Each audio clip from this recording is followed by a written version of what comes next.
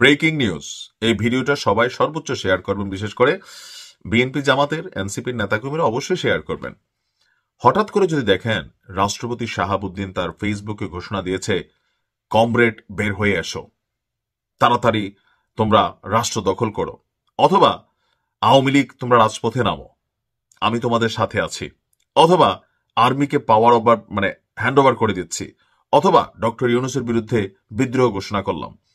এই রকম কোন মেসেজ যদি আমাদের রাষ্ট্রপতির ফেসবুক আইডি থেকে আসে, মুহূর্তের মধ্যেই সারা বাংলাদেশে কি পরিস্থিতি হবে। তবে এরকম কোন মেসেজ যদি রাষ্ট্রপতির যে ভেরিফাইড আইডি সেখান থেকে দেখেন, তাহলে বুঝে নেবেন যে এটা হ্যাকাররা করেছে। চাঞ্চল্যকর ঘটনা। এটা কিন্তু আসলে নিরাপত্তা ইস্যুকে প্রশ্নবিদ্ধ করে তোলে যে বাংলাদেশের রাষ্ট্রপতি শাহাবুদ্দিনের যে ভেরিফাইড ফেসবুক আইডি, এটাকে হ্যাক করা হয়েছে। রাষ্ট্রপতির আইডি হ্যাক করার কারণ কি হইতে পারে?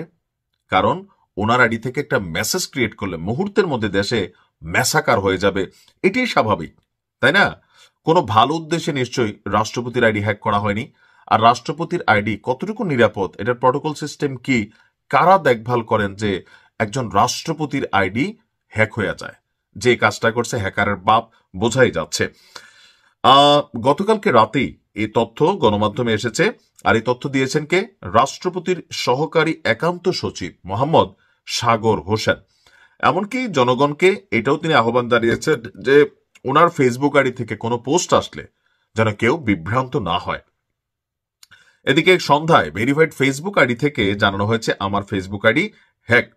এর কিছুক্ষণ আগে ওই আইডি থেকে হ্যাশট্যাগ রিজাইনেশন লিখে পোস্ট দেওয়া হয়। তার ফেসবুকটি অনলি ফ্রেন্ড থাকায় শুধু ফ্রেন্ডরাই বিষয়টি দেখছেন। বুঝতে পারছেন, পেজ কিন্তু লাগাই দিয়েছিল হ্যাশট্যাগ রিজাইন্ড, অর্থাৎ তিনি পদত্যাগ করেছেন।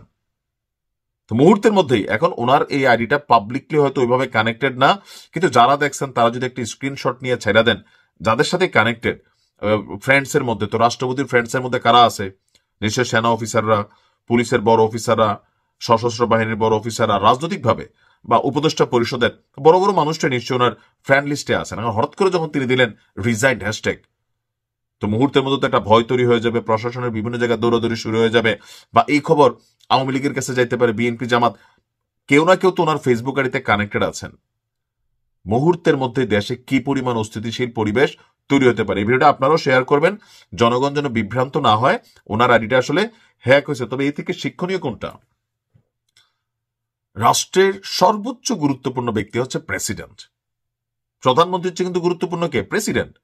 তো ওনার ফেসবুক আইডিটা আমরা কি নিরাপত্তা দিচ্ছি, তাহলে বাকিদের অবস্থা কি? এটা কিন্তু একটু বোঝা উচিত। আমাদের প্রযুক্তিতে বাংলাদেশ এখনো অনেক পিছিয়ে। বিশ্বাস করেন, বাংলাদেশে যদি বড় মাপের কোনো হ্যাকার ধরে পুরো সিস্টেম হ্যাং করে ফেলতে পারবে, পুরো সিস্টেম। যেমন ধরেন ইসরায়েল ইরানে যেদিন হামলা চালাইলো, ইরানের প্রটোকল ভাইঙ্গা সেখানে তারা সিস্টেম হ্যাক করছিল। তো এরকম যদি বাংলাদেশের সাথে কারোর এরকম শত্রুতা হয়, অথবা ব্ল্যাকমেলিং এর উদ্দেশ্যেও বাংলাদেশের টাকা পাচার হয়ে গেল না, মুহূর্তের মধ্যে বিলিয়নস অফ ডলার নাই। তো এরকম যদি বড় কোনো হ্যাকাররা টার্গেট করে বাংলাদেশের গুরুত্বপূর্ণ সামরিক হতে পারে, বেসামরিক হতে পারে, রাষ্ট্রীয় হতে পারে, বা রাষ্ট্রীয় গুরুত্বপূর্ণ ব্যক্তি হতে পারেন, তো ওনাদের আইডিগুলার প্রটোকল আসলে কিভাবে দেওয়া হচ্ছে? একটা বড় দুর্ঘটনা ঘটলে এটার দায়ভার কে নিবে? এই টেকনোলজি টিম নিবে? প্রযুক্তিতে বাংলাদেশকে আরো অনেক এগিয়ে যেতে হবে। ভালো থাকুন।